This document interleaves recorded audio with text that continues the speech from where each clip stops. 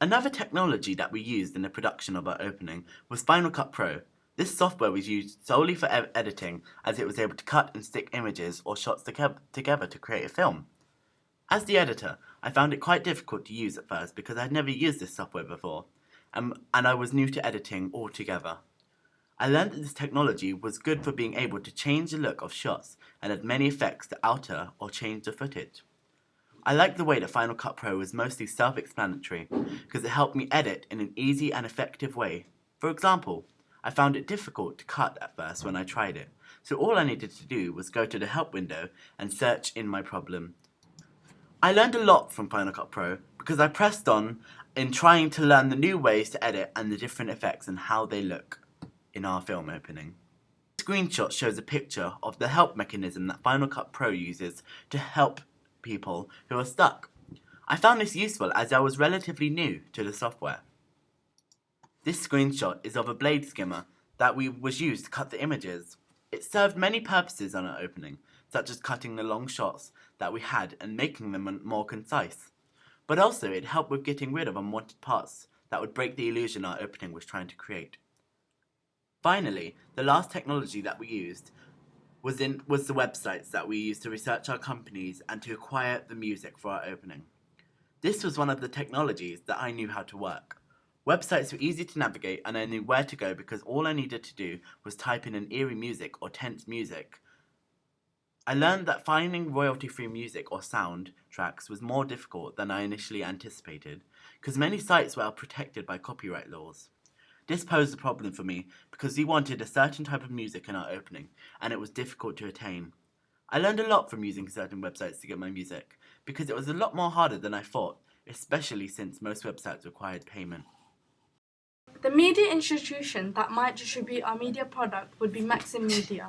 Maxim Media International is one of the largest worldwide distributors of horror and shock films. Another reason as to why we chose Maxim Media is because they have experience, knowledge, and expertise of how to target and address our audience. Maxim Media always tends to keep its consumers in mind, which is why it is so successful. We also took this factor into consideration of appealing to our consumers and target audiences, as that is one of the most important factors. Maxim Media focuses on films that are similar to ours, which is why we thought it would be a good example for us. A good example of this would be Slaughter Daughter, which is about a beautiful young girl in distress but later kills her mother. This doesn't fit in exactly to our storyline but fits into our genre of a mystery murder. And we also have a vulnerable girl who has been brutally murdered. Maxim Media has been very successful in the past. It is a very credible company. Initially, we decided that the genre of our opening would be solely thriller, because we thought that thriller is a desirable genre to a wider audience. Arguably, over time we have added certain conventions of a murder mystery as well. For example, showing just a dead body which gives no clue on how the person died or who the person was is a type of convention used in murder mysteries.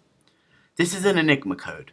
This hybrid of genres changes the traditional conventions of a thriller and adds a new twist to the storyline, leaving more room to be creative with the two genres. I believe that our film contained the conventions of a thriller because we threw the audience into the action, showing a dead body. It is not a traditional thriller because we did not show the death of the protagonist or any death at all. Along with adopting and developing real media film conventions of genre, we used cinematography to challenge and use some of the traditional conventions of film language. Our group believed that having camera shots tracking over the protagonist's body adds an eeriness to the atmosphere the opening creates, but it also enhances the fact that our opening is a thriller. Our opening challenges the 180-degree rule because instead of shooting on one side of the body, we changed to the other side. We did this to show the other side of the room and to show that our mise-en-scene was not just limited to where the camera was going to shoot.